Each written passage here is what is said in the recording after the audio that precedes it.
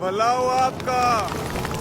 है ये क्या? मेरे पुराने खंडर वाले मकान नए मकान में कैसे तब्दील हो गए? अबे भिखारी रुक जा। जी भाई साहब क्या हुआ? भिखारी भाई, आपने ऐसा कौन सा जादू किया है? मेरा मकान तो खंडर थे, एकदम नए कैसे हो गए? ये मैं आपको नहीं बता सकता, आप अपना काम कीजिए। बड़ा अजीब बंदा है, सम्मान नहीं आती, ऐसा इसने क्या किया है? अल्लाह के नाम पे। अबे निकल जा भिखारी, तुम लोगों ने सारा दिन तंग किया हुआ है।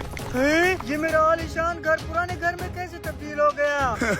या अल्लाह तू ही मेरी मदद कर, ये ताकतवर लोग आपके कमजोर बंदू को नहीं जीने देंगे। तुम भिखारी हो या शैतान? तुमने ऐसा क्या काम किया है जिसकी वजह से मेरे बंगले का ये हाल हो गया है? भाई साहब मैंने तो कुछ नहीं किया, जो कुछ भी हुआ है अल्लाह ताला की मर्जी से हुआ है। जरूर तुमने मुझे बददुआ दी है, तुम्हारी जुर्रत कैसे हुई मुझे बददुआ देने की? अरे भाई वो बंगला कहाँ है जो आज आप मुझे बेचना चाहते थे?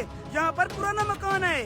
भाई साहब रुक जाएं, कल मैं यहाँ से गुजरा, आपका टूटा फूटा मकान था, आपने एक दिन में इतना शानदार मकान कैसे बना लिया? क्या पूछते हो भाई? आज मुझे एक अल्लाह का फकीर मिला है, जैसे ही मैंने उसको थोड़ी सी खैरात दी, मेरे खंडर वाला मकान नए मकान में तब्दील हो गए। क्या खैरात देने से आपका खंडर मकान नए मकान में तब्दील हो गया? मैं इस बात को नहीं मानता। मैं कसम खा के कहता हूँ, मेरी बात का यकीन करो। अच्छा आप ये बताए वो फकीर कहाँ है? मैं उसे खैरात दूंगा, मेरी शादी नहीं हो सकता है मेरी शादी हो जाए। वही तो मैं इस हरामखोर से पूछ रहा हूँ, इसने मुझे बददुआ दी जिसकी वजह से मेरे बंगले का ये हाल हो गया है। अरे भाई ये सब किताबी बातें हैं, भले इतना जल्दी बददुआ कैसे लग सकती है? भाई जान ये किताबी बातें नहीं है, ये सब मैंने अपनी आंखों से देखा है। चलो मारो इसको।